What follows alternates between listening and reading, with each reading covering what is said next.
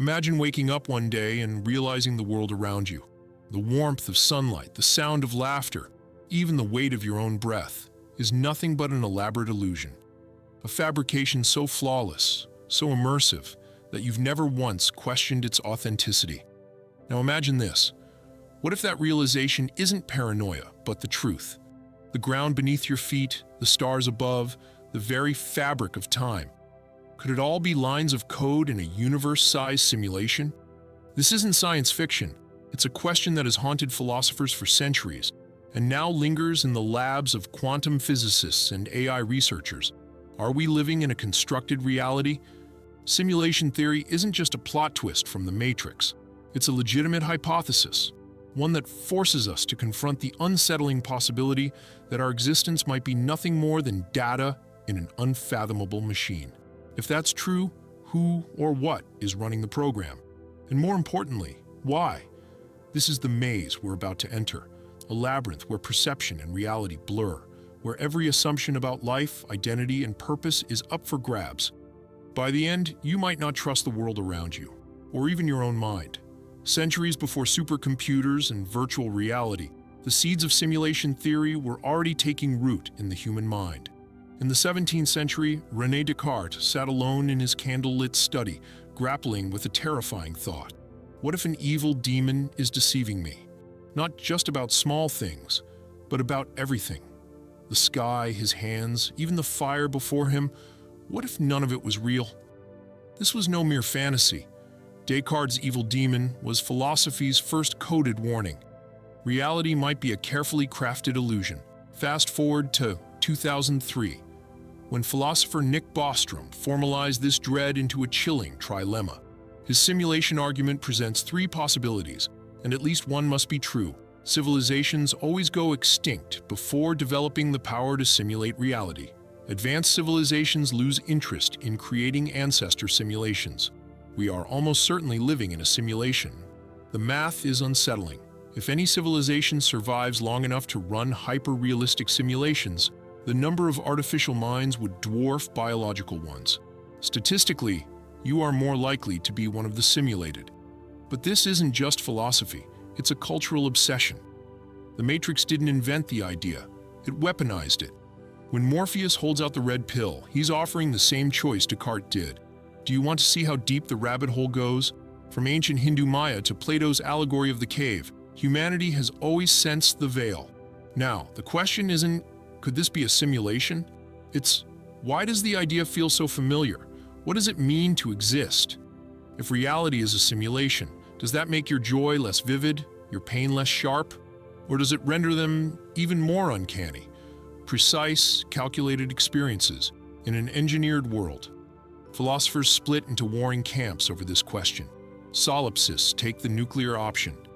Only my mind is real. Everything else is a phantom. But even they tremble at the implication. An infinite loneliness, where even the stars are just projections for your eyes alone. Materialists fight back. Reality is atoms and void, nothing more. Yet quantum physics whispers otherwise. Particles behave differently when observed, as if the universe knows it's being watched. Is this evidence of a render engine, optimizing where our attention lands? Then there's the idealists, who flip the script.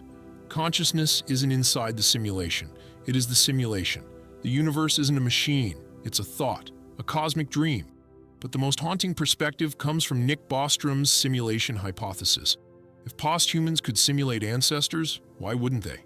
And if they did, how would you ever know?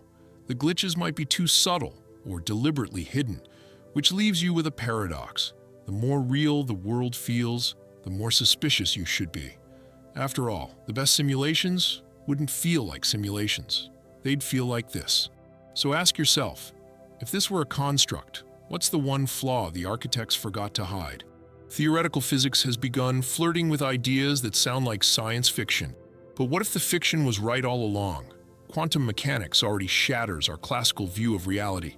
Particles exist in probability waves until observed, as if the universe is rendering details only when needed. Could this be evidence of optimization in a cosmic simulation? Some scientists, like Silas Bean, propose that if our universe is a simulation, It would run on a lattice-like structure, a fundamental grid with finite resolution. Just as a video game has a pixel limit, reality might too. And we may have already detected it. High-energy cosmic rays appear to align with this theoretical grid, as if we're glimpsing the code beneath the graphics.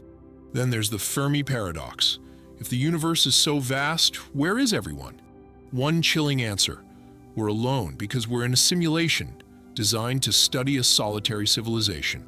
Or worse, we're not the main experiment, just background noise in a higher dimensional process. AI advancements add another layer. We're now building our own simulations, virtual worlds populated by conscious-seeming NPCs. If we can do this, why wouldn't a more advanced civilization? The line between creator and creation blurs. The most unsettling question isn't can we prove it, but would we even want to? If the simulation hypothesis is true, does that knowledge change the rules or worse, trigger a shutdown? If this is all a simulation, nothing changes, and everything does. The coffee in your hand still burns your tongue. The grief you carry still weighs the same, but the meaning behind it all fractures.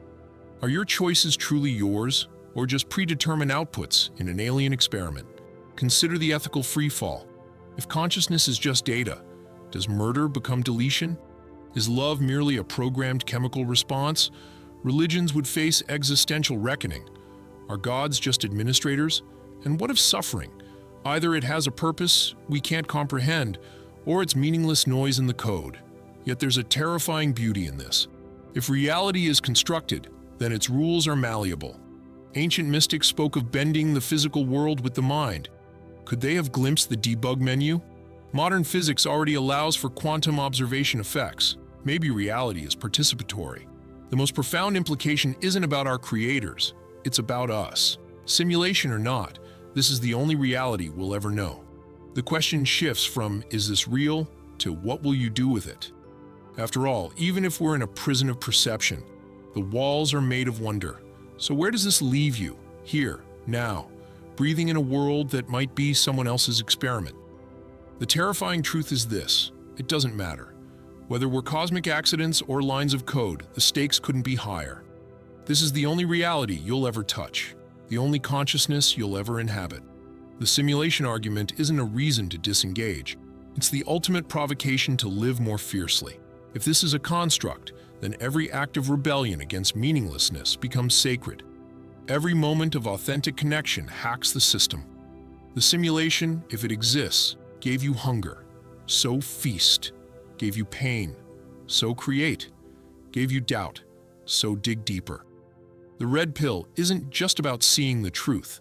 It's about realizing you are always free to choose what truth does to you. Now tell me in the comments, if you could ask the architects one question, what would you dare to demand?